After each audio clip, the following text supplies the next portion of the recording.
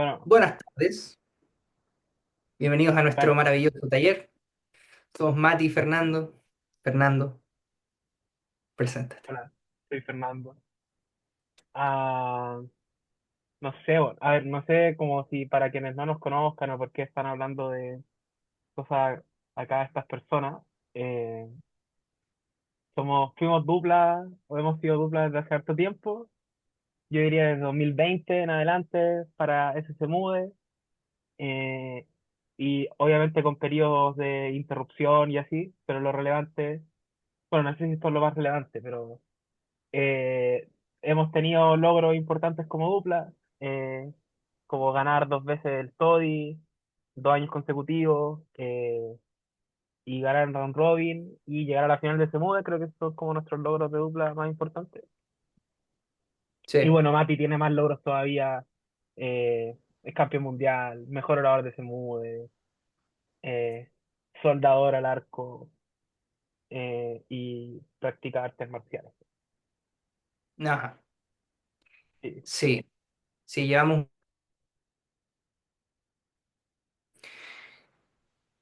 en distintos momentos de nuestra vida y esto es parte de lo que vamos a transmitir con ustedes, que cuando comenzamos a debatir era Fernando terminando su carrera universitaria y yo comenzando mi carrera universitaria y era la pandemia, entonces teníamos mucho tiempo libre para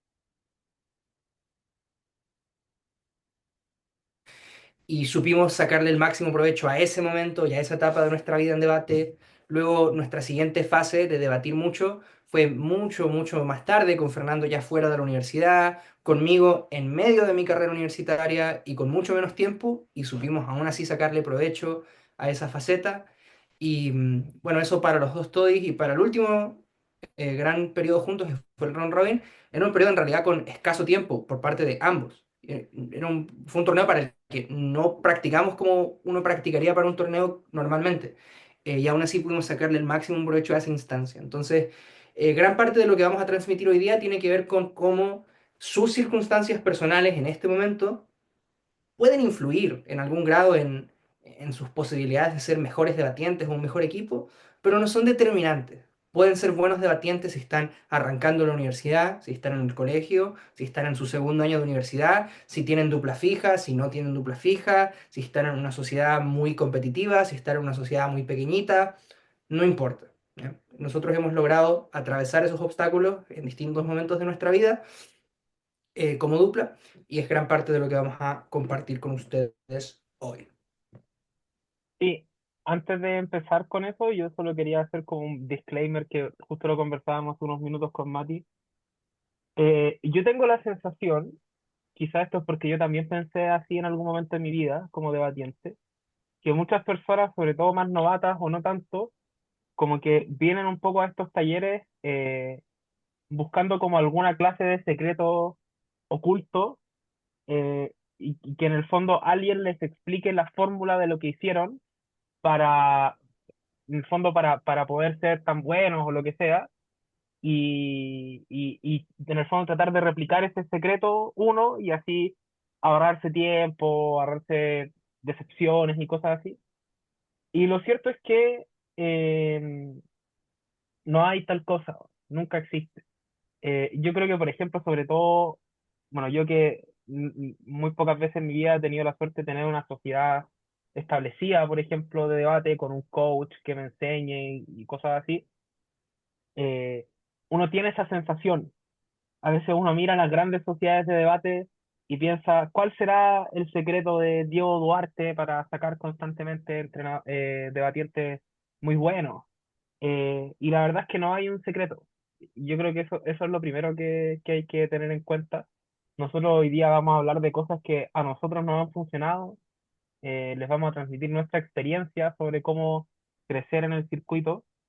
eh, pero esas son cosas que nos funcionan a nosotros en un momento dado, con nuestras características personales. Entonces, el primer disclaimer es que tomen toda esta información.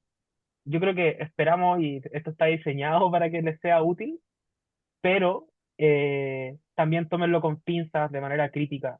Va a haber cosas que les van a servir, a otros no, y así. Entonces, eso. Ahora sí, Mati, si quieres comenzar esta cosa. Ya, vamos a comenzar con nuestra primera sección que se llama La mentalidad de un debatiente de alto nivel. Acá el primer punto que queremos abordar tiene que ver con la idea de ser autocrítico sin autodestruirse. Hay dos extremos muy comunes en la vida y por cierto muy comunes en debate. El extremo de gente que es extremadamente autocomplaciente y 0% autocrítica. Son personas que siempre piensan que ganan, que siempre piensan que es culpa del juez si es que pierden, que siempre piensan que es culpa de la moción si es que les va mal en un debate, que es culpa de la cámara que les tocó en un determinado debate. Y eso es un extremo, que es evidente porque es negativo. Primero, porque es probablemente mentira. O sea, probablemente no. De hecho, ciertamente siempre hay cosas que uno puede haber hecho mejor en un debate. Puede ser que el juez no haya entendido por completo un argumento, pero tal vez parte de esa falta de comprensión por parte del juez proviene de nosotros no haber explicado el argumento con suficiente claridad. Entonces, a pesar de que puedan haber factores que escapan de nuestras manos y que incidan en que nos vaya peor, siempre, siempre hay algo que está en nuestra mano que pudimos haber hecho para que el resultado hubiera sido mejor.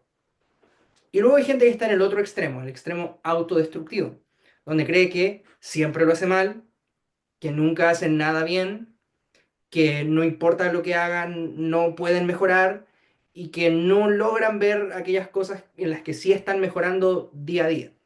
Ambos extremos, naturalmente, son negativos, por razones diferentes, pero que acaban en un mismo resultado, que es no mejorar.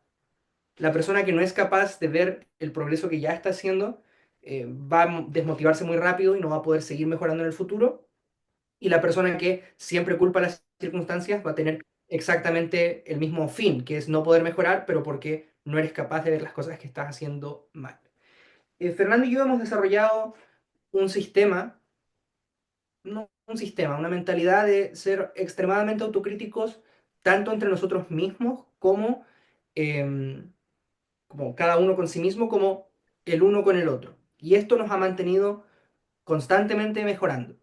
¿Cómo se ve esta autocrítica? Esto se ve como nosotros pensando después de un debate qué fue lo que hicimos mal, aún si ganamos. Y ahí está un poco la clave. Ahí está un poco la clave. Hay mucha gente que es autocrítica solo cuando pierde. Gran parte de nuestro éxito se explica por ser autocríticos incluso en la victoria y aceptar esa victoria con un poco de cuidado, con un poco de cautela. Entonces, esa es una manera en la que hemos sido autocríticos. Y la segunda es el mantener estos canales de información súper abiertos entre Fernando y yo, donde podemos decirnos las cosas sin que eso signifique que nos tenemos que enojar o que tenemos que pelearnos porque mi compañero me dijo que lo hice mal en un determinado debate. Ha habido cosas que yo he tenido que mejorar y que Fernando me las ha dicho con mucha claridad y de manera muy directa. Por ejemplo, durante mucho tiempo yo me demoraba muchísimo para contestar un punto de información. Fernando me lo hizo ver a raíz de una final que perdimos y yo tomé conciencia y lo intenté mejorar a partir de ahí. Durante mucho tiempo Fernando tardaba mucho en explicar el primer argumento antes de nuestro primer TOEIC y yo se lo dije, mira, creo que siempre el primer argumento te queda muy largo, cortarlo. Y el resultado de eso fue que yo mejoré mi respuesta a los POI, Fernando mejoró su distribución del tiempo en el primer argumento y mejoramos de ese proceso. Entonces ese es el primer gran punto, ser autocrítico sin autodestruirse.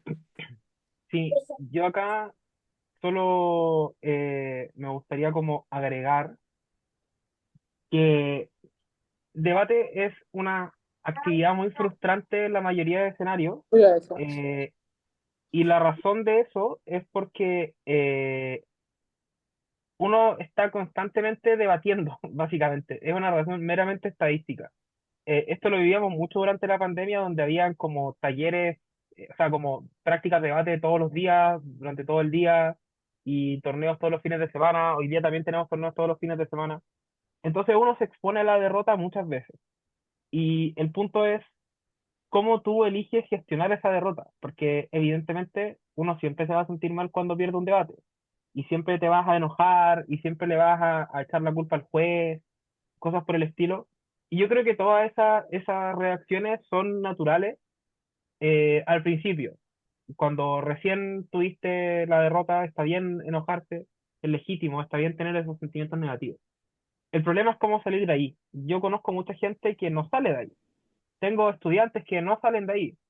y que constantemente es una pelea de decirle, oye, el juez no tiene la culpa porque tú pierdes.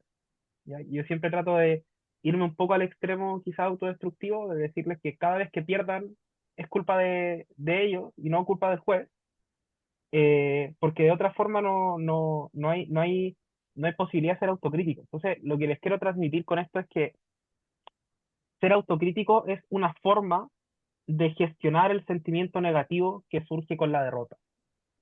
Siempre nos vamos a sentir mal, el punto es cómo nosotros gestionamos eso. Yo prefiero hacerlo de una forma autocrítica y tratar de buscar la mejora detrás de lo que me está pasando. Porque de otra forma vamos a empezar a tener una relación muy tóxica con debate. Porque de nuevo es una actividad que nos gusta, que disfrutamos, pero que al mismo tiempo nos expone mucho a derrotas, nos saca mucho de nuestra zona de confort. Entonces es importante tener una forma de lidiar con eso. Y yo honestamente creo que la forma de hacerlo es en la autocrítica. Eso, básicamente. Eso con la Eh, autocrítica.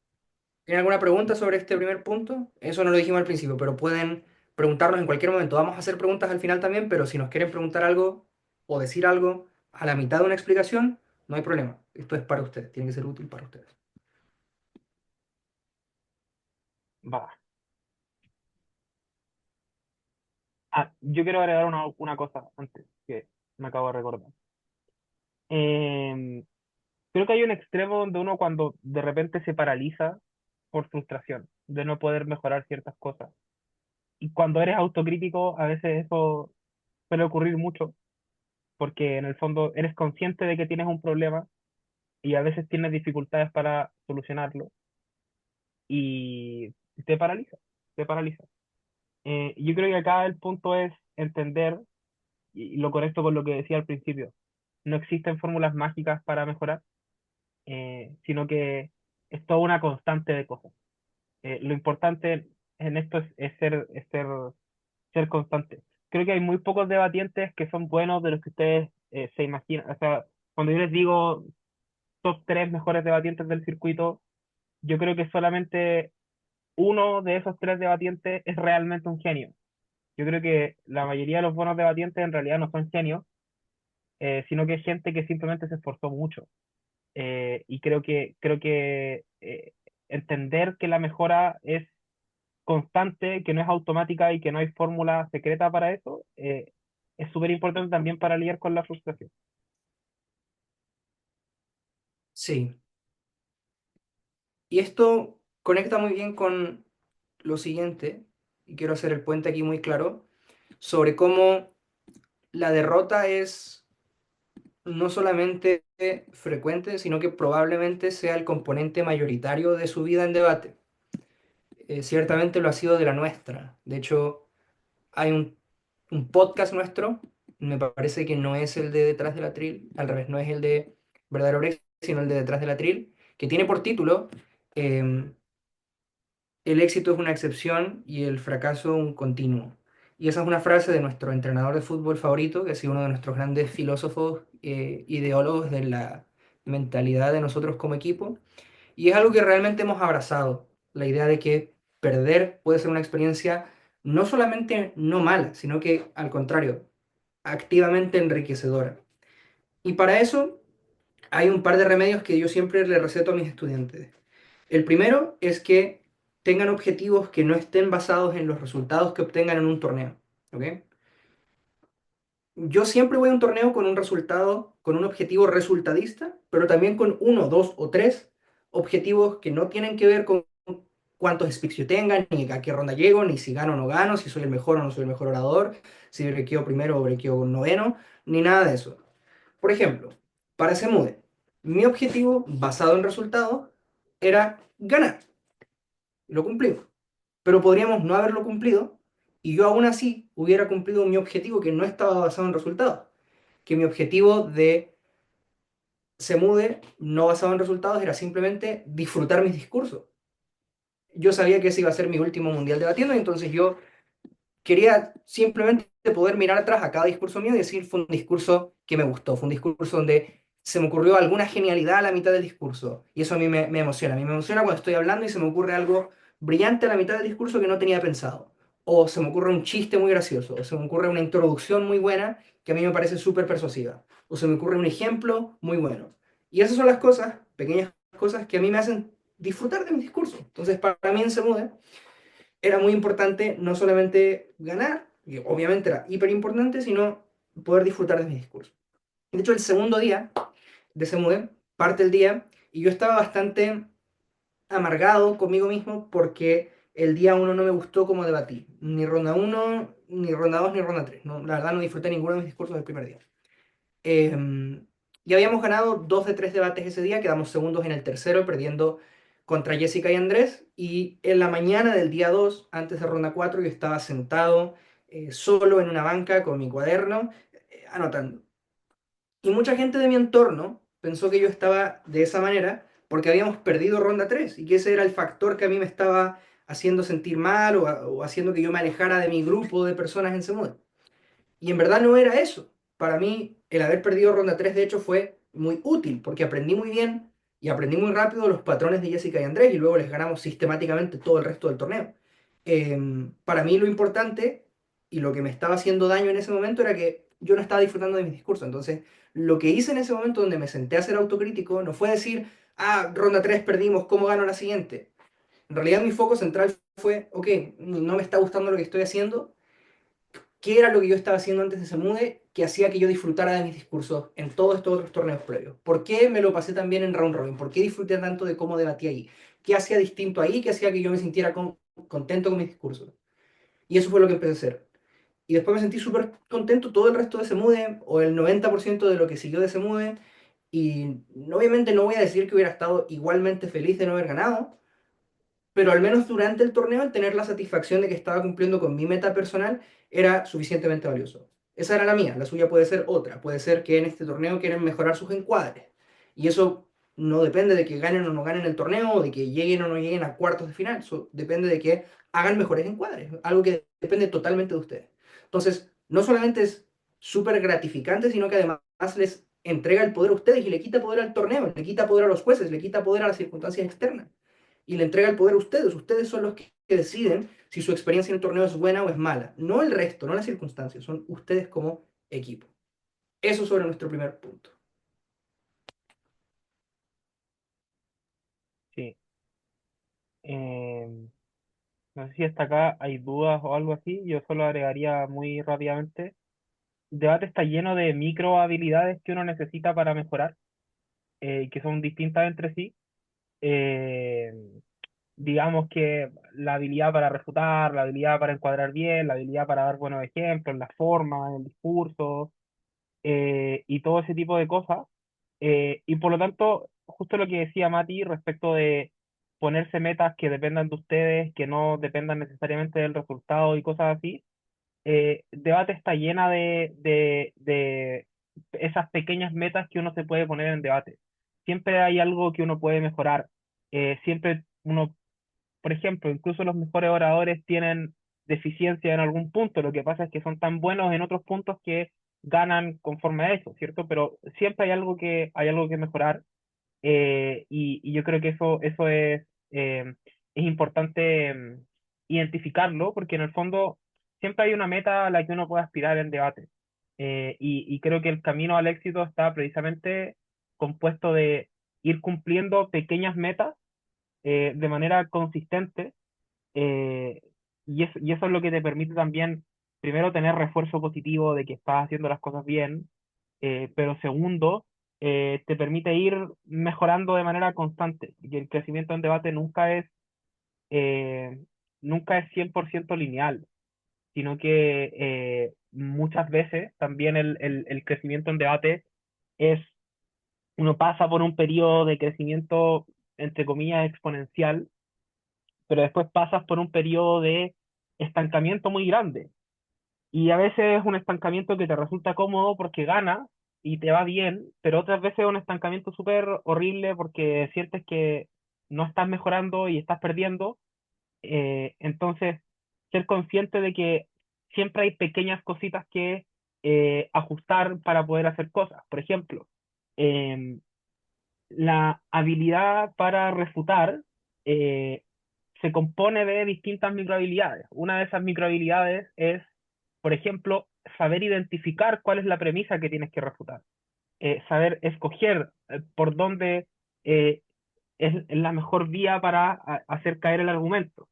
Entonces, mejorar esa pequeña habilidad va a hacer que tú mejores tus refutaciones. Y luego hay otras habilidades que son útiles para la refutación, ¿cierto? A nivel de ejecución del discurso, de tener una estructura para refutar y cosas por el estilo. Pero en el fondo lo que quiero decirles es, hay muchos pequeños pasos que podemos dar, de los cuales muchas veces no somos conscientes, eh, y que si nosotros lo hacemos de manera constante, nos va a permitir también mejorar de manera constante. Yo creo que eso nos da un buen paso para el siguiente punto de este taller, que tiene que ver con cómo crecer cuando no tienes una sociedad de debate.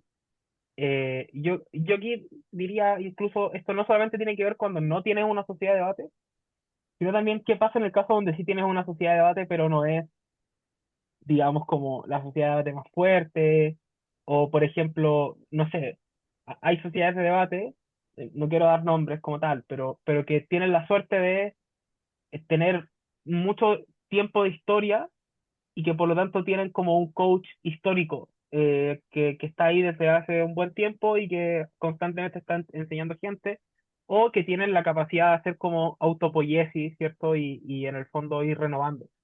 Hay otras sociedades que no tienen esa circunstancia, esa suerte, y que por lo tanto, por ejemplo, tienen que contratar un coach externo, por ejemplo.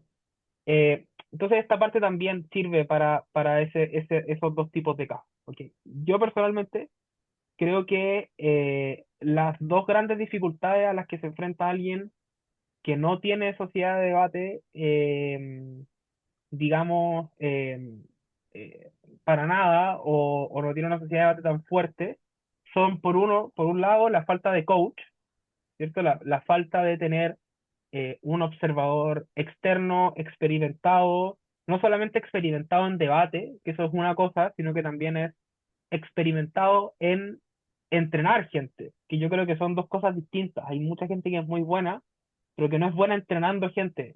A mí me pasó al principio, cuando partí entrenando gente, eh, era todo un desafío, porque yo también soy una persona que nunca tuvo sociedad de debate, entonces era pensar, bueno, ¿qué fue lo que hice para llegar hasta donde estoy? Muchas veces no era muy consciente de lo que hacía. Eh, entonces, am, yo creo que esa es una primera dificultad. Usualmente eso se, se parcha de alguna forma a través del feedback entre pares, pero creo que eso en muchas ocasiones, si bien puede ser positivo, no es suficiente. O incluso puede ser negativo, te pueden dar un mal feedback que tú te puedes creer y eso te lleva a, a un mal lugar.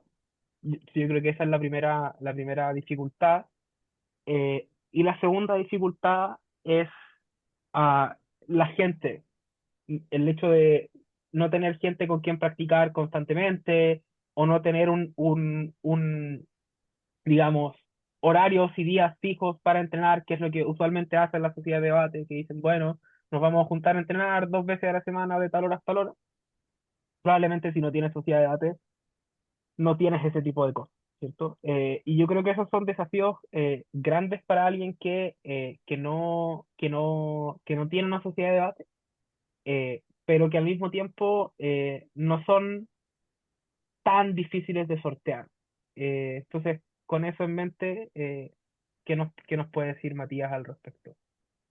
De... Ya, al respecto, voy a ser súper detallado sobre lo que hemos hecho Fernando y yo en esos momentos, sobre lo que he hecho personalmente yo en esos momentos, incluso después de nuestra pausa con Fernando durante 2021-2022. Y tercero, voy a explicar qué es lo que no hemos hecho o lo que hicimos que creo que no fue tan útil y que no compensó nuestro tiempo. Ya, 2020.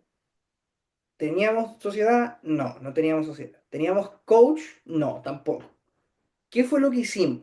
Lo que hicimos fue conseguir un grupo de personas que estuvieran igual de obsesionadas con debatir que nosotros en ese momento y debatir todas las veces que pudiéramos. No nos saltábamos una posibilidad de debatir. Y si de repente no podíamos, por cualquier motivo, debatía uno con otra persona o solo. Y se los juro, hubo 1 o 2 meses donde debatimos de lunes a viernes 2 veces por día. Y de lunes a viernes no porque el sábado y domingo fueran de descanso, sino porque el sábado y el domingo había un torneo virtual. Entonces hagan la matemática, son 10 debates de lunes a viernes más en promedio entre 7 a 10 debates el fin de semana, es un resultado de casi 20 debates por semana, sin sociedad, y debatíamos igual, eh, 10, 15, 20 veces por semana, muchísimo, eso es mucho feedback. Cuando tú tienes tantos debates, lo que tienes que hacer es lo siguiente, intentar buscar patrones. Fernando y yo encontramos patrones.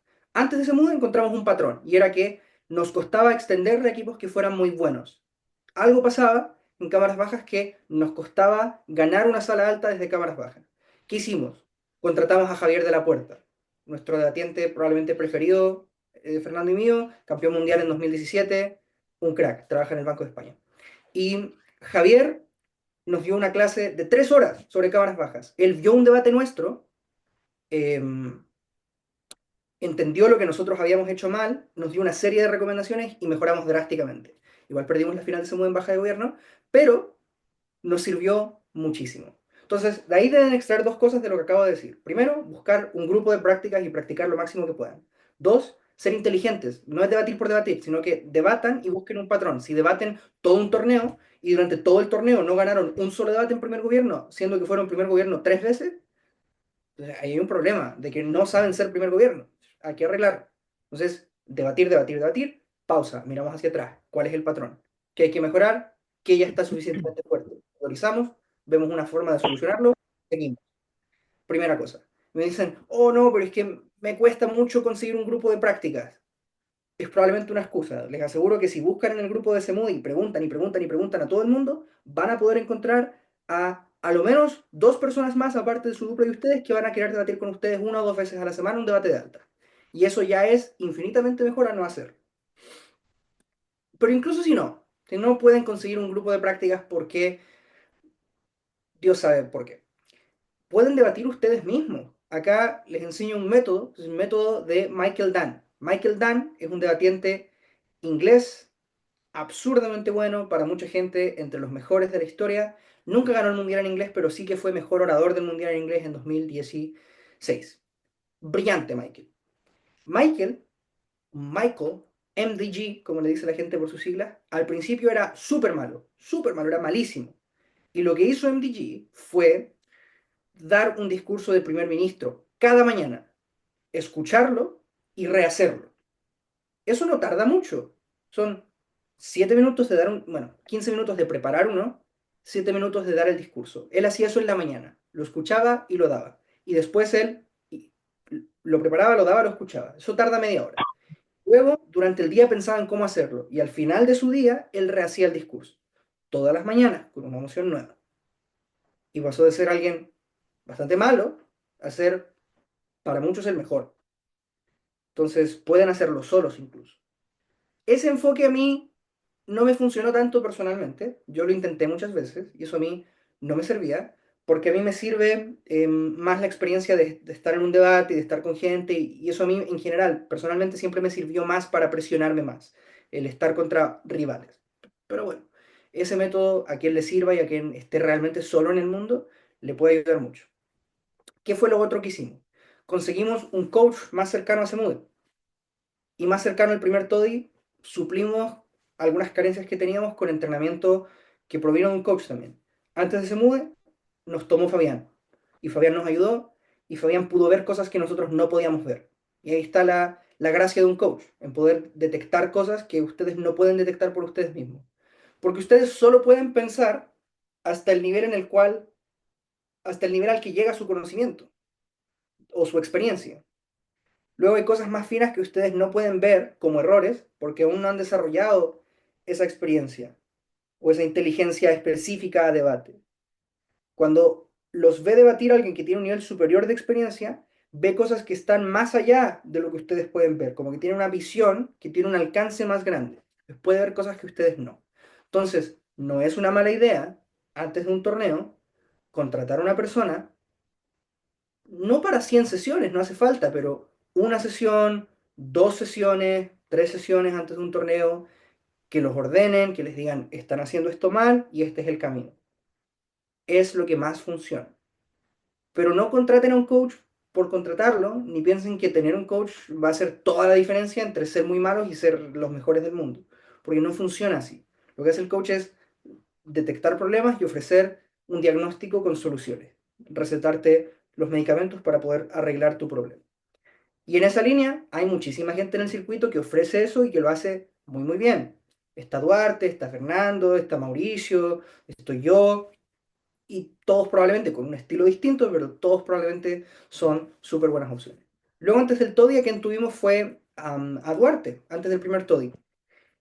Y de nuevo, nosotros no queríamos perder a Duarte como juez, entonces no fueron muchas sesiones, pero fueron dos o tres a lo largo de todo ese verano que nos ayudaron realmente mucho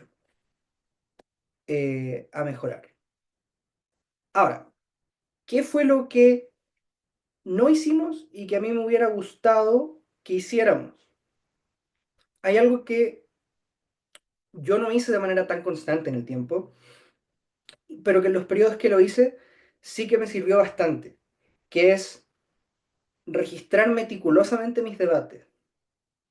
No quiero decir que esto es la solución mágica, porque como ya explicó Fernando, eso no existe, pero en los periodos en que yo de manera excesivamente específica registré mis resultados, fueron periodos en los que pude romper con los estancamientos más rápido, porque más rápido pude darme cuenta dónde estaba el error.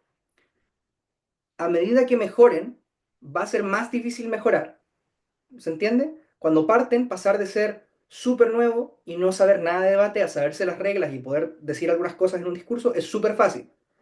Luego pasar de eso a dar discursos completos, un poco más difícil, pero aún es fácil. Luego pasar a ser un orador que breakea ya es bastante más difícil, una brecha mucho más grande. Y luego pasar de esa barrera de pasar la primera eliminatoria y luego perder casi siempre, o de llegar a Top Room y perder, a ganar la Top Room, es increíblemente difícil. Y después pasar de esa etapa a la etapa de ganar la Top Room consistentemente y perder debates muy poquitos, es excesivamente más difícil. Entonces, dado eso, el poder registrar lo que están haciendo mal y bien en cada momento es súper útil. ¿Para qué? Para entrenar con propósito. No es solo dar 100 discursos y que al final del discurso 100 vayan a ser 100 veces mejores que en el discurso 1. Es la intención con la cual debaten, el objetivo con el cual debaten. Fernando y yo vamos a mejorar cámaras bajas, entonces vamos a hacer esta práctica y nos vamos a obligar a hacer una extensión de análisis porque eso es lo que nos está fallando. Sí, probablemente podríamos en esta práctica antes de se mude, esto es real, o sea, esto fue así. Quizás podríamos en esta práctica antes de se mude hacer una extensión por desencuadre que nos salen tan bien. Y podríamos ganar tranquilamente esta sala con eso. Y alimentar nuestro ego y sentirnos súper buenos porque ganamos el debate usando un desencuadre.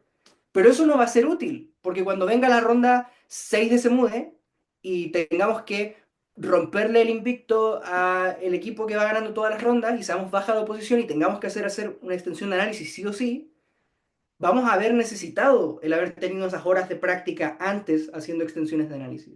Entonces, las prácticas no son para ganarlas. Yo a veces cuando juzgo prácticas ni siquiera doy un resultado porque es intrascendente.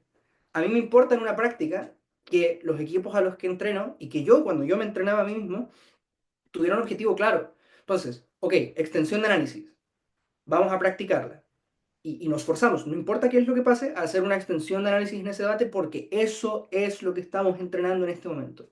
Y luego juzgamos nuestra efectividad de ese entrenamiento no según si quedamos primeros y tuvimos más puntos o menos puntos en esa práctica, sino según si hicimos una extensión de análisis satisfactoria o no.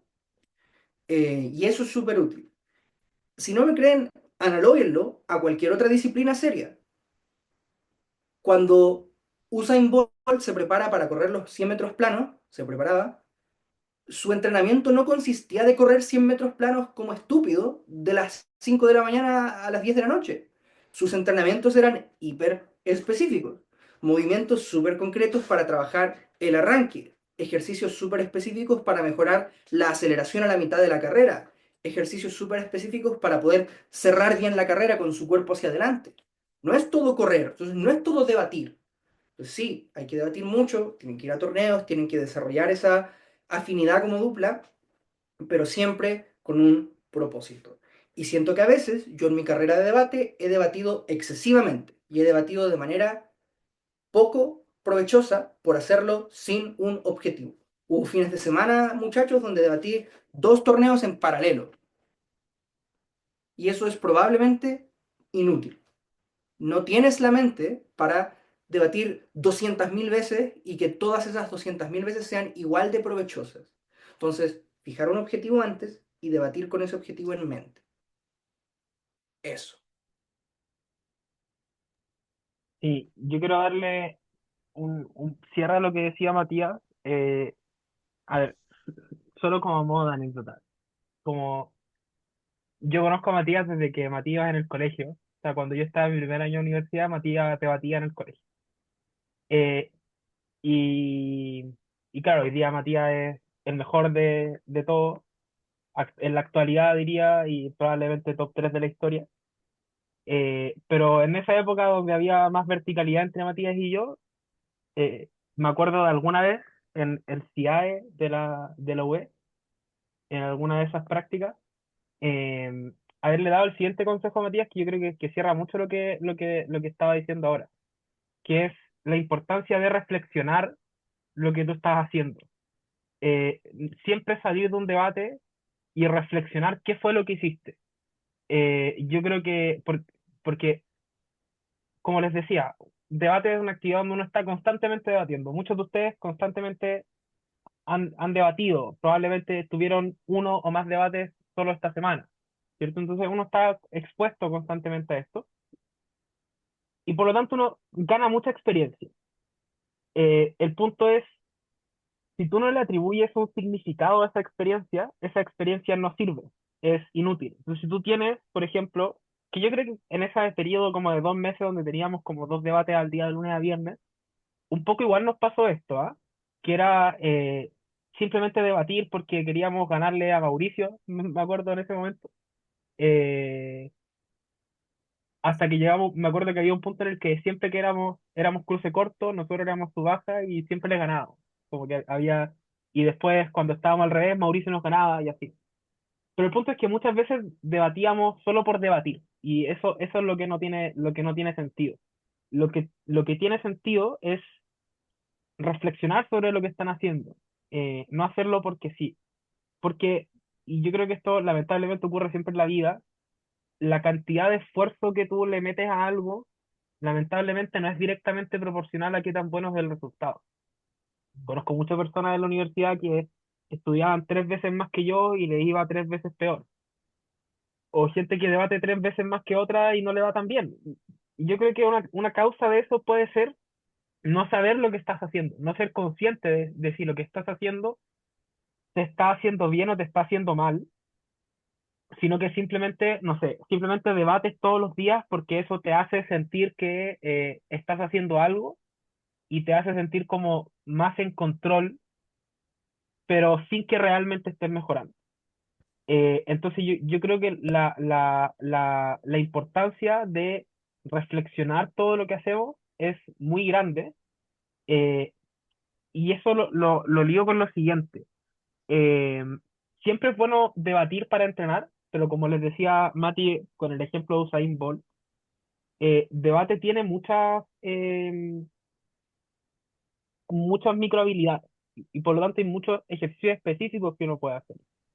Esta es una de las ventajas que tiene la gente que tiene una sociedad de debate, que es usualmente lo que ocurre en las sociedades de debate es que hay un coach o hay una forma de generarse automáticamente un coach con un cierto grado de Ya. periodicidad. O sea, por ejemplo, voy a poner el ejemplo y ya me da lo mismo decir nombre. Rosario tiene un coach histórico que es Duarte, pero SDP en algún momento tuvo a Dazo, en algún momento tuvo a Tipis, en algún momento tuvo a Mauricio, eh, porque SDP tiene una forma de hacer autopoiesis con el coach. Va a surgir un coach distinto en 3 años más en SDP. El punto es que eh, también tienen formas, ejercicios, ¿cierto? Para entrenar ciertas cosas, ciertas habilidades. Eh, y esa es una de las desventajas a las que tiene una persona que no tiene sociedad. Entonces, digo esto con dos objetivos. Primero, cuando pidan feedback a sus personas juezas, eh, no lo hagan tratando de que les expliquen por qué perdieron, porque el feedback del debate debería ser claro respecto de eso, en la mayoría de escenarios. Eh, Tampoco traten de buscar más explicaciones, porque si no ganaron, no ganaron. Ya está, perdieron. La explicación no está en cuál fue el criterio oculto del juez para que perdieran, sino está en qué es lo que ustedes hicieron mal.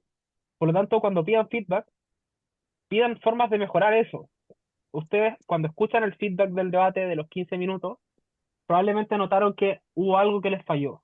No sé, de repente perdieron porque no fueron capaces de persuadir al juez de que su extensión era más relevante que lo que ya había dicho su cámara alta. Entonces, pregúntenle al juez qué ejercicio pueden hacer para mejorar eso. Eh, y también pregúntenle para, en el fondo, saber cuál es el criterio. Debate es una actividad muy subjetiva, para bien o para mal, eh, ser conocido o no, o tener etos, como se dice, sí es relevante, ¿ya? Eh, pero no es suficiente. Hay mucha gente que tiene mucho etos y que después pierde y se va a la mierda. Hablábamos de una persona así antes de esto con Mati. Eh, y hay mucha gente sin etos que gana y que se va construyendo su etos. O sea, yo, de nuevo, con Matías en la pandemia partimos me acuerdo, más o menos a la altura de julio, siendo dupla, junio, julio, mitad de año. Ese año se hizo en enero por la pandemia. Y en un tramo de 6 meses pasamos de no breakear torneos a que todas las duplas buenas de ese momento nos invitaran a sus prácticas secretas de gente buena, elitista del circuito. En 6 meses, digamos. Pasamos de ser nada a estar dentro de la gente top y eso yo lo atribuyo a esfuerzo más que nada. Y probablemente también a que Mati era mucho más sociable que yo. Creo que eso también ayudó un poco. Pero fuera de eso, creo que busquen, y quiero volver al punto, busquen ejercicios específicos. Mira, quiero compartir pantalla solo un momento. Esto es poco ortodoxo, pero no me importa. Esto es algo que yo le pasaba a todas las personas que entrenaba hace un tiempo. Esto no lo inventé yo, esto yo se lo copié a un taller de Duarte, que Duarte se lo copió a gente del circuito de los Balcanes, creo, o de esta gente de Europa del Este. Y en el fondo lo que hace esto es una tabla de autodiagnóstico que, lo que les decía, mide debate en habilidades y microhabilidades y lo mide en función de qué tanta mejora necesita. Entonces, para cada una de estas microhabilidades, por ejemplo, la habilidad de encuadrar, ¿cierto? O la habilidad, sentémonos un momento en la habilidad de impacto, que fue algo que en algún momento a mí mismo me falló. Eh, Hay gente que a veces se le olvida, hay gente que no sabe priorizar el argumento en función del impacto, hay gente que no lo sabe analizar. Para cada una de estas cosas hay un ejercicio, o hay alguna mentalidad. Y esto también con lo que te decía hace un rato. Cada una de estas microhabilidades puede ser el objetivo de un entrenamiento. De repente en un entrenamiento solo quiero mejorar mi habilidad para hacer encuadres, ¿cierto? Eh, y ya. Entonces, el punto es, y sí, lo vamos a compartir en algún momento a través de la plataforma de formaciones de segundo. Eh, pero el punto es ese.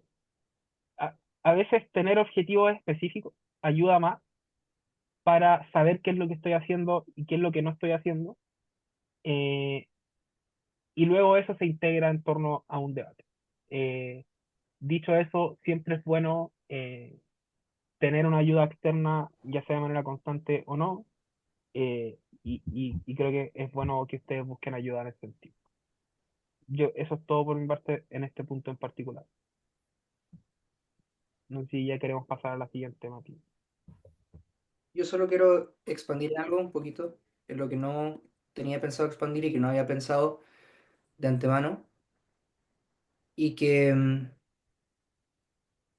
tiene que ver con el abrirse camino en el circuito, ¿ya? Es verdad que al principio Fernando y yo éramos dos personas que Fernando era el mejor aquí en Chile, localmente, pero internacionalmente no, estaba muy lejos de serlo y yo menor aún, si yo era un niño de 17 que 16 creo que cumplí 17 en la pandemia, no me acuerdo, pero en el fondo no teníamos en principio ninguna ventaja para absolutamente nada. No teníamos sociedad ni nada, nada, nada, nada, nadie nos conocía, nada, nada. Y nos fuimos abriendo camino. Y la manera de abrirnos camino fue, primero, objetivamente mejorando, mejorando hasta el punto en que podíamos ya conseguir ciertas cosas, nos metíamos en la top room ocasionalmente, entonces nuestro nombre ya le sonaba a la gente. Cuando se abría una práctica y podíamos debatir contra alguien muy bueno, nos metíamos a esa práctica. Pero luego siempre hay un punto de quiebre. Bueno, en realidad, debería haber un punto de quiebre al cual mucha gente nunca accede, que es la transición entre ser un grupo y un fanático de la gente súper buena y empezar a verlos como pares. Y aquí voy a hablar totalmente sin filtro acerca de esto. Yo durante mucho tiempo miraba hacia arriba a todo el mundo, a Juanita, a Marcela, a Tito, a Tipi, a Mauricio, a toda la gente que tuvo éxito antes que nosotros.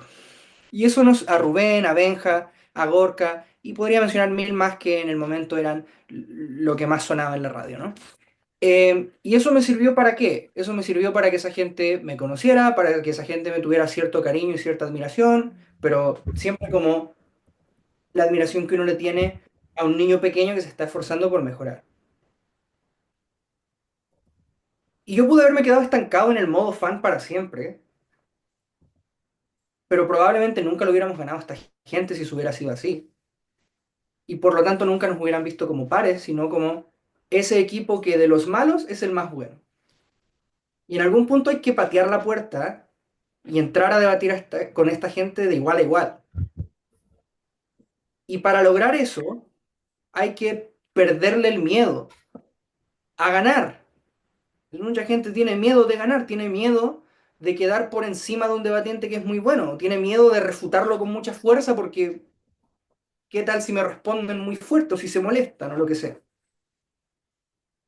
Y Fernando y yo fuimos encontrando esos puntos de quiebra a lo largo del año. Y nuestro punto de quiebre más grande, donde más rompimos la barrera y estos equipos dejaron de pensar que, bueno, es un equipo tierno que quizás le va bien en Semude, y empezaron a pensar, mierda, si nos descuidamos quizás nos ganan Semude, fue el pre-Semude PUCP de 2020.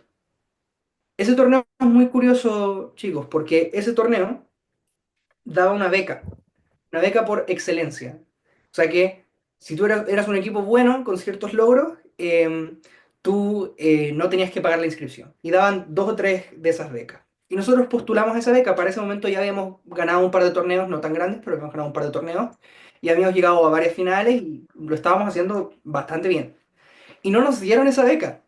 Y nos molestamos mucho, mucho, mucho, mucho, mucho y trabajamos intensamente para destruir a todos en ese torneo. Y ahí fuimos con una mentalidad ya de, a ver, nos están subestimando, nos están viendo como por encima del hombro, nos están mirando hacia abajo, vamos a ahora sí romper ese techo. Y ese torneo brequeamos primero. Y perdimos un solo punto, pero le ganamos la mayoría del tiempo a los equipos buenos del momento. A Rubén y Benja, a Marci y Tito, principalmente. Y a Gorka y Belén. Eh, Mau no estaba porque estaba, digamos, juzgando porque era el torneo de su sociedad, ¿no? Pero ahí sí dimos el golpe en la mesa bien fuerte. Y dar ese golpe en la mesa es importante y requiere dejar de pensar que las personas son invencibles. Y eso ustedes lo tienen que incorporar también. Dejar de pensar que la gente es imposible de vencer, porque ustedes van creando una profecía autocumplida donde efectivamente se vuelven imposibles de vencer porque los tratan como si fueran imposibles de vencer. En cambio, cuando los tratan como personas que son vencibles, de carne y hueso, que respiran oxígeno, como ustedes y como yo, les van a ganar. Primero les van a ganar en circunstancias quizás más fáciles, quizás les ganan solamente cuando ustedes son baja y ellos son la alta contraria, que es una emoción de la que ustedes saben, pero eventualmente van avanzando y le van ganando en más circunstancias y después se vuelve parejo, ¿ya? Y eso es lo que tienen que lograr. Y también tienen que estar perfectamente ok con que cuando llegue ese punto, la gente quizás los empieza a tratar de una forma un poco diferente a ustedes, porque ustedes ya no son esta persona tiernita que va mejorando y que pide feedback siempre, a la que todos quieren, sino que ahora ustedes son alguien que es feroz en un debate, que es feroz en un torneo que les puede ganar. Y a la gente no le gusta mucho eso. A mucha gente al menos no le gusta mucho eso. Eh, entonces eso, tienen que eventualmente dar ese golpe en la mesa y evolucionar. Eh, Personalmente eso a mí me encanta.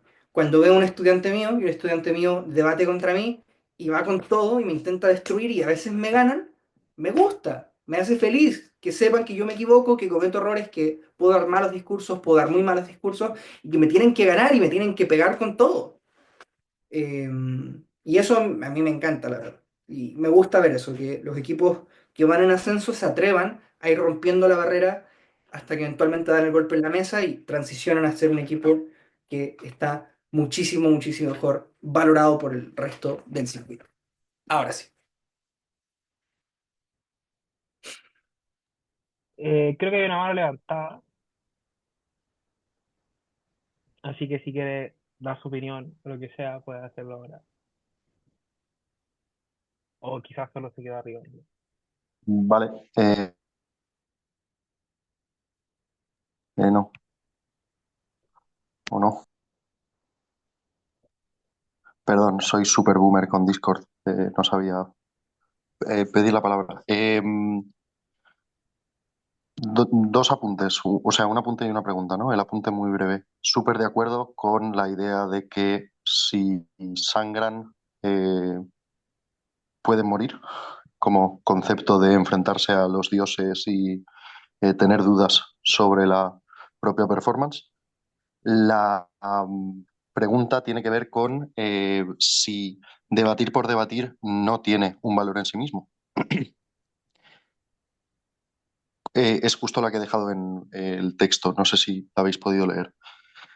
El tema es si acabas de llegar de nuevas al formato o quieres ganarle a equipos a los que históricamente nunca les has ganado, no es relevante cómo lo hagas tú, porque eso tú siempre lo vas a hacer de una manera. Lo relevante es que hayas debatido una cantidad de veces los tipos de emoción, al menos para mí, ¿no?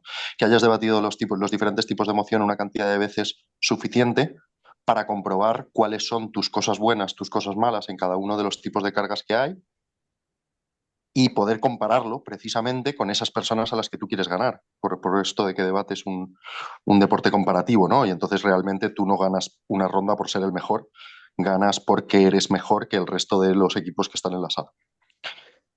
Eh, entonces, ¿cuál es la diferencia para mí? Pues la pregunta es, ¿cuál es la diferencia entre llegar al formato de nuevas, si debatir por debatir no tiene valor en sí mismo? ¿Cuál es la diferencia entre llegar al deporte, a la afición, al hobby de nuevas y querer efectivamente ganarles siguiendo pues lo que acaba de comentar, lo que acabáis de comentar, los dos en realidad? Listo. Yo, Perfecto. Dale, sí. Fer. No, yo solo diría, no creo que debatir no tenga como valor en sí mismo, yo creo que sí lo tiene. El problema es cuando solo debates y cuando solo debates sin reflexionar sobre lo que estás haciendo realmente.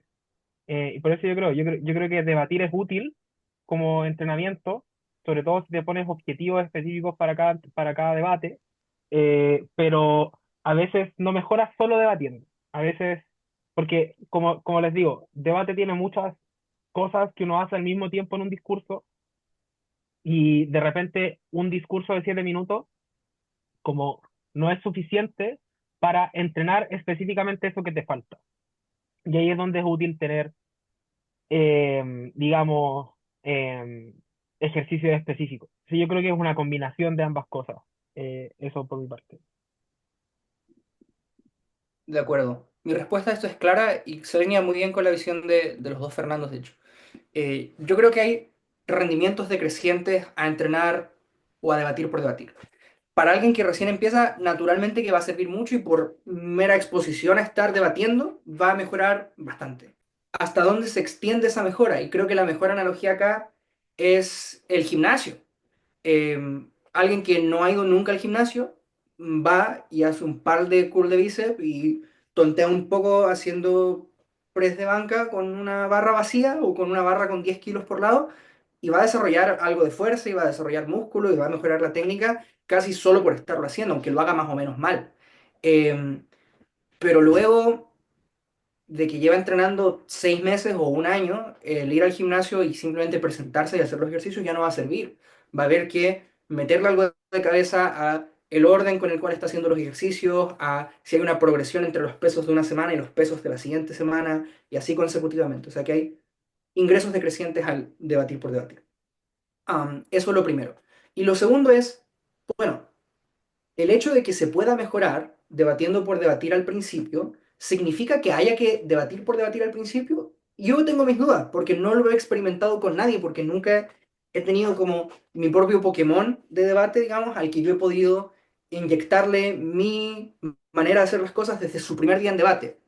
Creo que es un buen experimento a pensar. Me gustaría eventualmente agarrar a alguien y pautearlo y darle unas guías muy concretas de qué hacer desde el principio. Probablemente hay una mejora respecto de debatir por debatir. Me cuesta decir con seguridad qué tanta diferencia haría la curva de mejora de alguien que debate por debatir y la de alguien que debate con una guía hiper específica y pensada en optimizar el camino de mejora.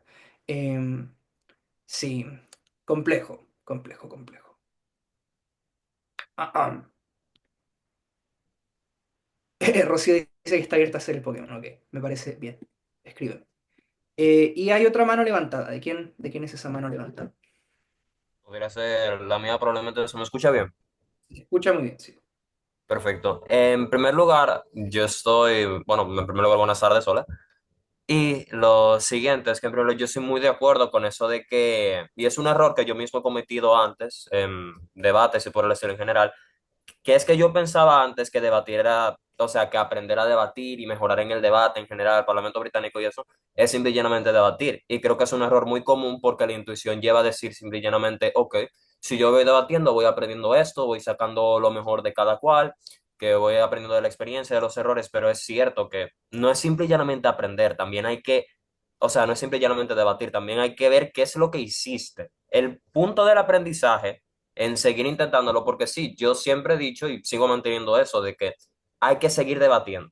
Después de cada debate, cada sesión, cada por el estilo, se aprende, sí, pero lo que lleva al aprendizaje es reflexionar sobre esos errores, pedir el feedback, seguir retroalimentándote y nunca parar. No es solo debatir por debatir no te va a llevar lejos, o al menos va a haber un punto en el que no vas a seguir aprendiendo porque ya llegaste al tope del que podría simple y llanamente seguir debatiendo así a lo loco, y ya hay un punto en el que no hay mejoría, no hay un margen de mejoría, por así decirlo, según mi punto de vista. Y en otro orden de ideas, también me pareció lógico, de hecho, yo estoy muy de acuerdo con eso de que para ser de los mejores, o sea, para estar, por así decirlo, entre un millón de comillas, élite, hay que primero igualarse ellos mismos en las competencias en general, en las cuestiones. De hecho, si tienes la oportunidad de debatir con los mejores, debate con los mejores, habla con los mejores de tú a tú, porque es básicamente tú mismo te estás cavando un hoyo debajo de ti, de que no, ellos son los duros, ellos son los fuertes, ellos son los grandes y los mejores, ellos son los que están ahí desde hace años y yo nunca voy a llegar a ser como ellos porque yo soy solo un principiante.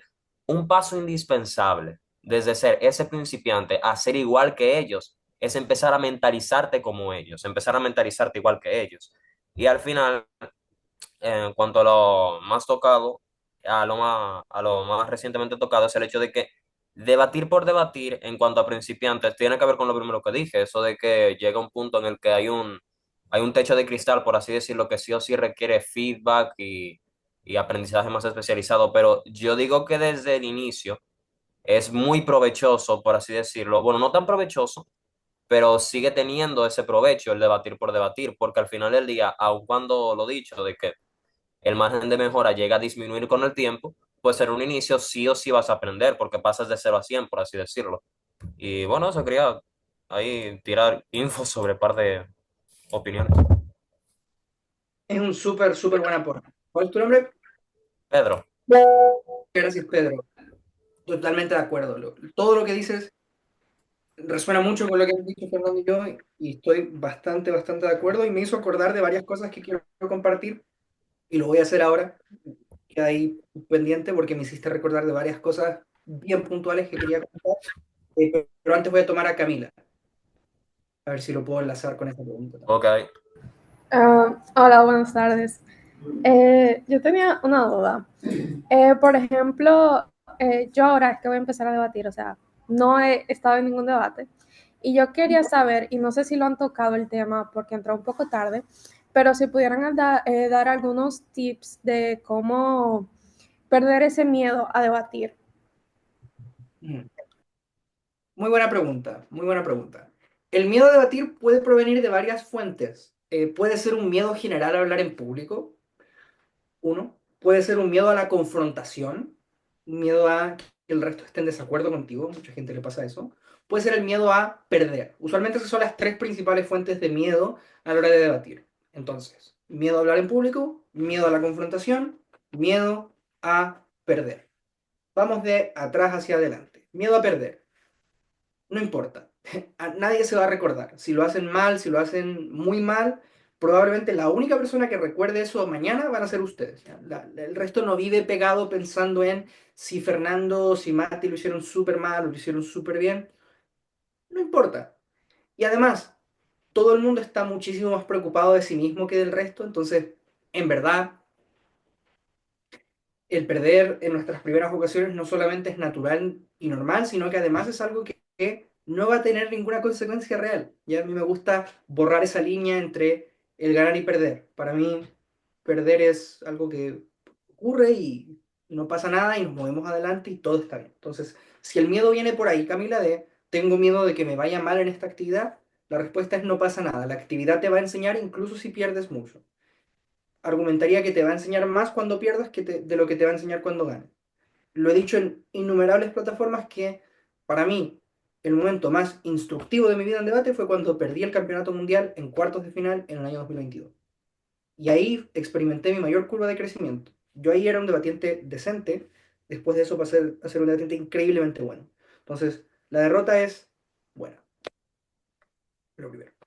Lo segundo, sobre el miedo a la confrontación, si eso es lo que te asustare de debate, que igual creo que esto es menos, porque la gente que entra a debate entra un poco sabiendo que debate es intrínsecamente confrontacional, entonces como que no es algo que le asuste mucho a la gente, pero igual lo abordo, porque puede haber alguien en esta sala que tenga ese miedo.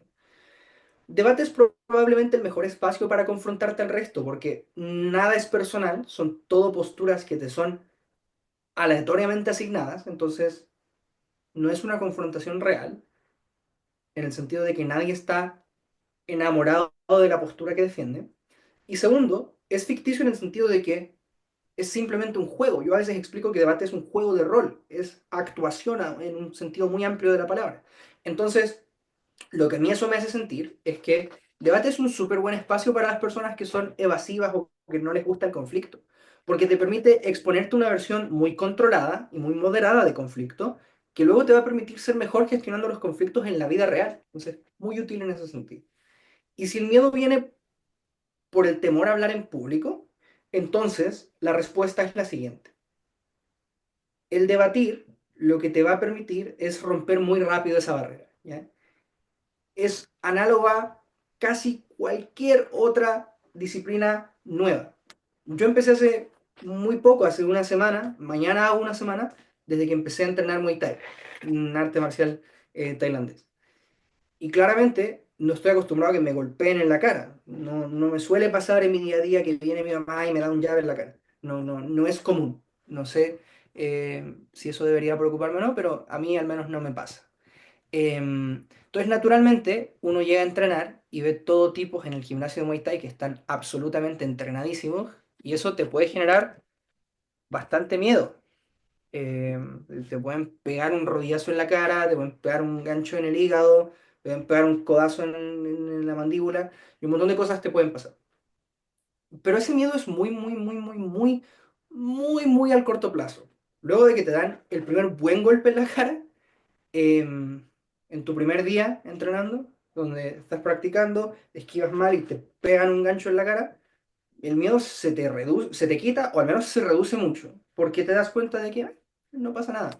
En debate es lo mismo. Vas, hablas, la gente te mira, te observa, luego te critican, luego el juez da los resultados, que eso también puede dar miedo, el miedo a que juzguen lo que estamos diciendo. Y ya está, se acabó la simulación de una hora y comienza la siguiente. Entonces es súper poco lo que dura ese miedo extremo a debatir. Después de un rato se pasa y no vuelve más y luego estás muy tranquilo debatiendo porque se vuelve una actividad a la que estás bastante acostumbrado. ¿Ya? Eso, importantísimo. Ya. Muchas gracias por tu pregunta, Camila. Ahora, tenemos que ir cerrando, entonces quiero compartir para terminar cuestiones extremadamente prácticas, ¿ya? Ya cubrimos toda la mentalidad, todo lo que conlleva la gran estrategia, hemos hablado de algunas cosas prácticas, pero ahora quiero hablar de algunas tácticas súper específicas que a mí me han ayudado muchísimo en mis distintos momentos de practicar muy en serio para debate. Que he tenido probablemente tres momentos de practicar muy en serio para debate. Momento uno es para Semude, 2020, toda la pandemia, todo 2020. Luego, momento 2 es para Semude 2022, me lo tomé muy en serio. Y luego, momento 3 es para Semude 2024. Entonces, para mis tres Semudes entrené muy en serio. Para los todis que ganamos con Fernando, en realidad no tanto, porque no teníamos mucho tiempo. Y para el round robin, bueno, se solapaba con Semude, entonces, como que el entrenamiento para Semude servía de rebote para practicar para round robin también. Entonces, en esos tres momentos, ¿cuáles son las tácticas hiper específicas que yo he empleado y que me han ayudado a mejorar mucho? La táctica uno ha sido pensar en debate todo el día. ¿Ok? Esta es típica frase motivacional de Edith de Cristiano Ronaldo, pero es completamente cierto de que la obsesión es requerida para llegar a ser el mejor en algo. Es muy difícil llegar a ser el mejor en algo si eso no te obsesiona. ¿Pueden breakearse mude sin estar obsesionado? Sí, por supuesto. Y si ese es su objetivo, hacer el break de ese mude sin estar obsesionados con debate, adelante. Y creo que puede ser muy saludable. Yo también en muchas etapas de mi vida sobreprioricé debate por sobre otras cosas de mi vida. Por sobre mis relaciones interpersonales, por sobre mi familia, por sobre mis estudios. Y no digo que esa sea una ruta que deban seguir. De hecho, probablemente si pudiera volver el tiempo, haría ajustes para que debate tuviera un rol mucho menor en mi vida en 2021 y 2022, específicamente. Con ese disclaimer, para ser el mejor en debate, yo creo que sí se requiere un grado de obsesión y de sacrificio de otras cosas. Entonces, ¿qué era lo que hacía yo? Yo vivía debate, respiraba debate, pensaba debate todo el día. ¿Cómo se ve esto? Dos cosas. Uno, yo imaginaba debates, ¿ok? Yo imaginaba debates en mi cabeza. Yo imaginaba cómo sería una potencial final de ese MUDE el año pasado, cuando lo gané. Y pensaba, ¿en qué cámaras puedo estar? ¿Contra qué equipos? ¿En qué tipo de emociones? ¿Qué clase de argumentos haríamos y cómo responderían ellos? Ahora, si las cosas fueran al revés, ¿cómo responderíamos nosotros?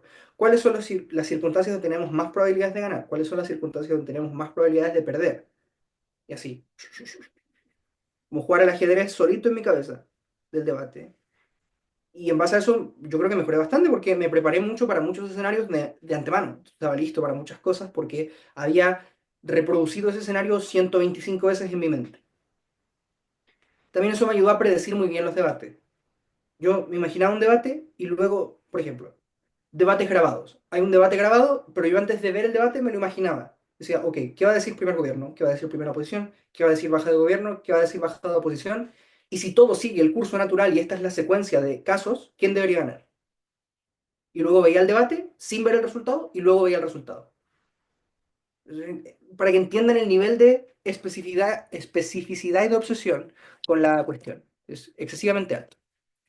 ¿Ya? Eso una cosa.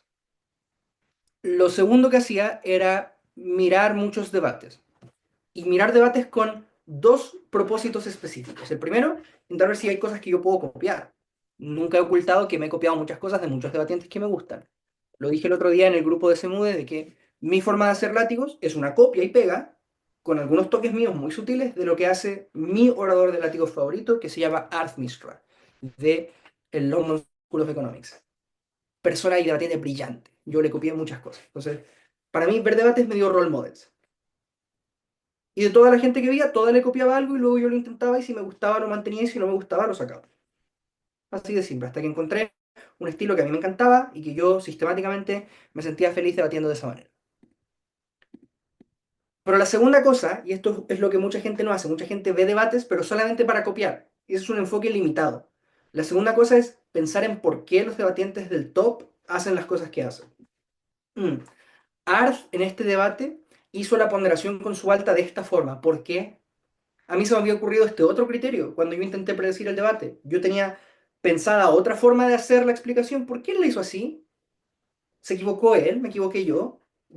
¿Cuál fue su proceso para decidir que la manera de hacerlo en que lo hizo fue mejor? Eso entonces ayuda mucho, mucho, mucho. Totalmente de acuerdo con lo que pones en el chat. Tienes que utilizarlo en tus términos. Buena, buena aportación. Ok, y lo tercero que yo hacía.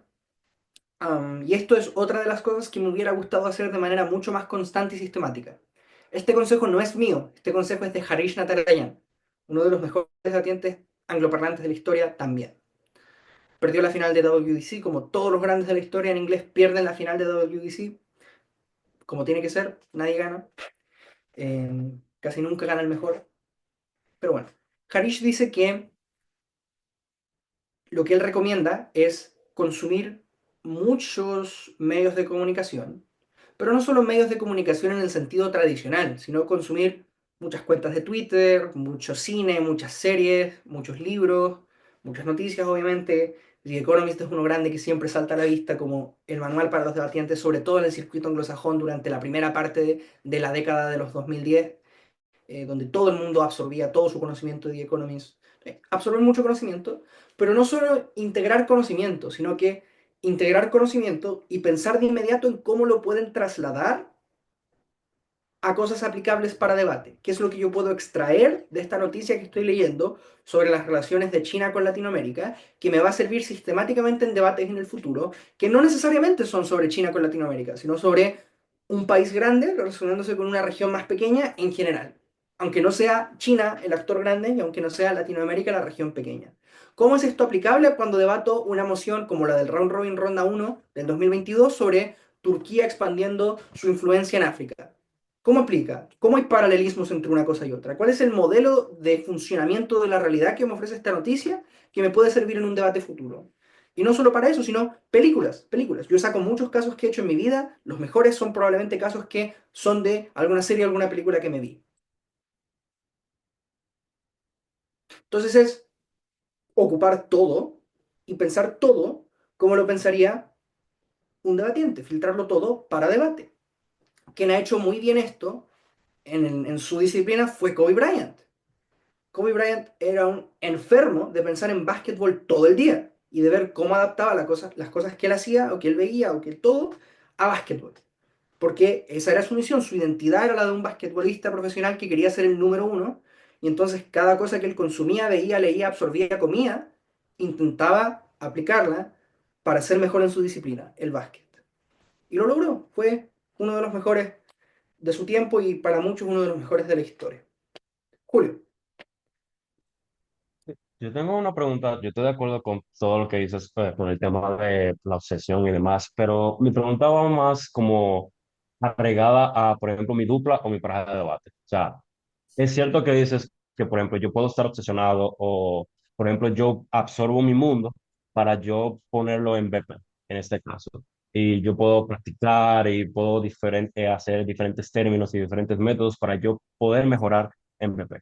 Ahora, por ejemplo, en el dado caso de que no tenga ya sea una dupla o una pareja fija o que tal vez no esté de la misma forma obsesionada que yo o que tal vez no le guste de la misma forma como me gusta debate a mí y demás, ¿cómo yo puedo mediatizar como esa parte de que tal vez mi dupla no tenga la misma obsesión que yo o que cómo yo puedo encontrar básicamente ese match con esa persona que yo puedo decir, con esas personas que yo necesito debatir o por lo menos que yo pueda llegar lejos en este mundo? O sea, como básicamente, ¿cómo yo puedo encontrar un match?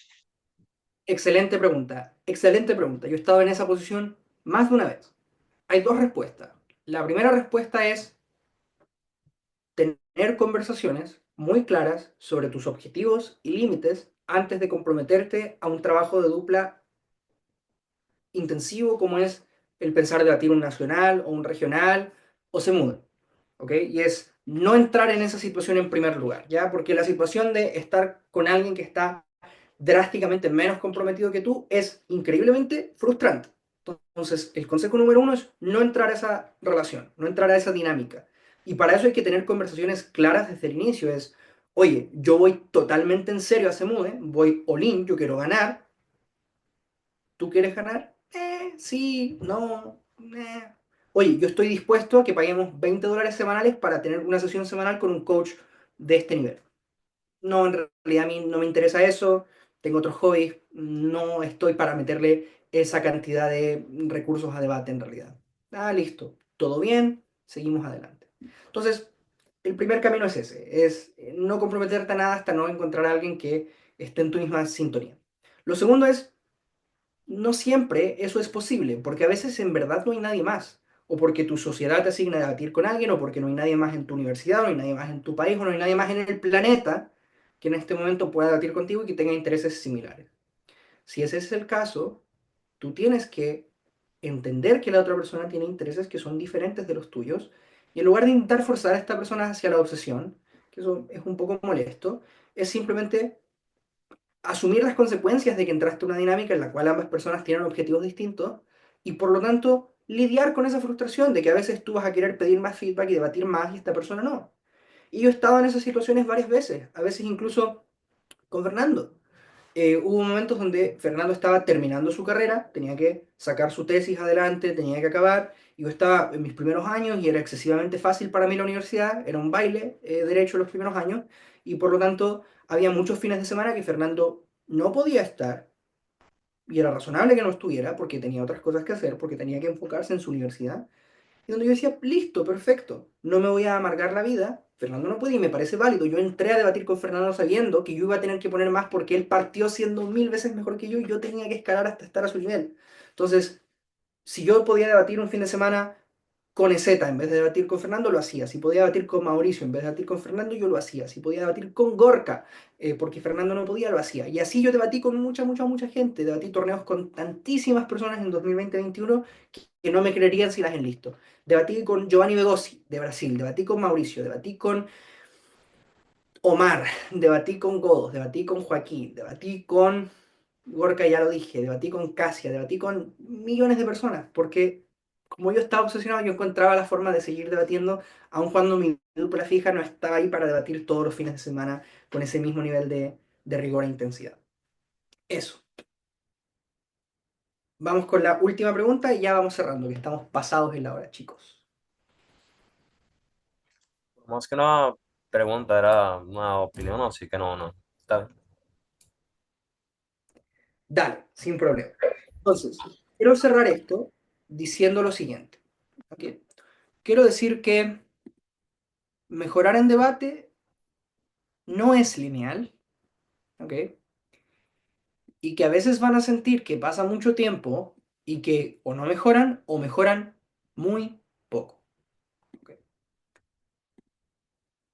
Quienes llegan a cumplir con los objetivos más ambiciosos y altos en debate son quienes son capaces de seguir haciendo las actividades que te hacen mejor en debate, aun cuando el resultado no se ve inmediatamente.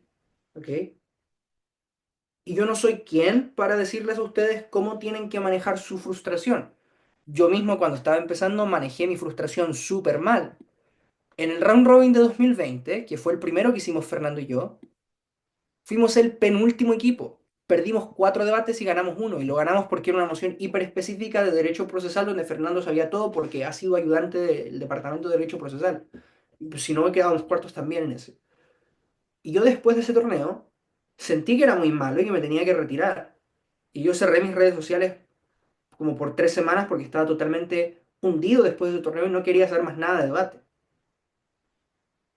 Entonces no quiero pararme aquí como el gurú espiritual, maestro de las emociones que superó siempre todos los obstáculos de la mejor manera posible. En 2022 también, cuando perdí Semude, estaba tan destruido inmediatamente después de mi ronda, y más aún al día siguiente, que no fui a ver la final. Porque yo no podía tolerar ver a una persona que no fuera yo ganar ese torneo. Ese pensamiento me destruía, el pensar que alguien más iba a ganar y que no iba a ser yo. Entonces no quiero decirles que tolerar la frustración es fácil o que es una cuestión que todos pueden hacer o reprocharlos porque ustedes se frustran. Al contrario, yo los entiendo. Yo entiendo que se frustren, yo entiendo que se molesten, yo entiendo que es muy difícil manejar las emociones cuando las cosas nos van mal. El punto es no soltar la barra, ¿ya? No soltar el fierro de debate, porque en algún punto las cosas se alinean. Esto a mí me lo dijo Fabregat en 2020. Fabregat, para quienes no lo saben, es probablemente de manera objetiva la única respuesta correcta cuando se pregunta quién es el mejor debatiente de la historia. Es Antonio Fabregat, de España, de la Universidad de Comillas. 3 veces mejor orador del mundo, campeón mundial en español, campeón mundial en inglés. Alguien a quien le tengo una admiración y un respeto infinito. En 2020 Antonio me dijo que siguiera esforzándome y que en algún punto todas las piezas del puzzle, del rompecabezas, encajan. Y que lo único que tenía que hacer era no soltar y seguir confiando. Y que tal vez no hoy día, tal vez no mañana, tal vez no en todo y tal vez no en Semude, voy a romper la barrera y hacer que todas las piezas encajen, pero que en algún momento, si yo sigo haciendo las cosas así de bien, las cosas van a encajar. Y las cosas encajaron para mí. Y conseguí más de lo que pude haber nunca imaginado en debate. Conseguí ser mejor orador de Semude en 2022, teniendo 20 años. Conseguí ganar Semude 2 años más tarde. Conseguí ganar el TODI 2 veces consecutivas. Conseguí ganar un round robin. Conseguí ganar los torneos más importantes de la región, el TRD, el TMD. Todo, todo, todo, todo lo que alguna vez pude pensar que era posible para mí en debate, lo logré. Y para mí no se termina todavía. Yo aún quiero ir a un mundial en inglés donde el desafío es nuevo y es una nueva montaña más alta todavía que escalar. Y yo sé que soy capaz de ganar el Mundial Open en inglés. No tengo ninguna duda en mi corazón de que lo puedo lograr y lo voy a lograr con Mauricio. Entonces, todo lo que les pido es que si en serio debate es algo que se quieren tomar medianamente en serio y quieren mejorar, tienen que saber soportar esos momentos difíciles. Y el mejor consejo que puedo darles para eso es, después de que se termine un torneo, guárdenlo en el congelador. A mí me encanta esa frase.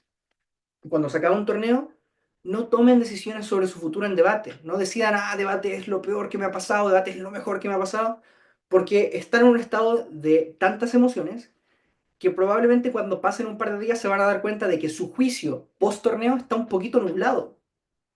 Y si yo hubiera pensado de esa manera en ese primer round robin o en ese semude que perdimos en 2022, probablemente hubiera podido estar mucho más en paz y mucho más tranquilo y frustrarme mucho menos. Cuando se acaba un torneo, guárdenlo. Guárdenlo una semana, guárdenlo 3, 4 días y luego piensan, ok, ¿qué significa este torneo? ¿Cómo puedo sacar las mejores lecciones de este torneo para mejorar para el próximo? Y así,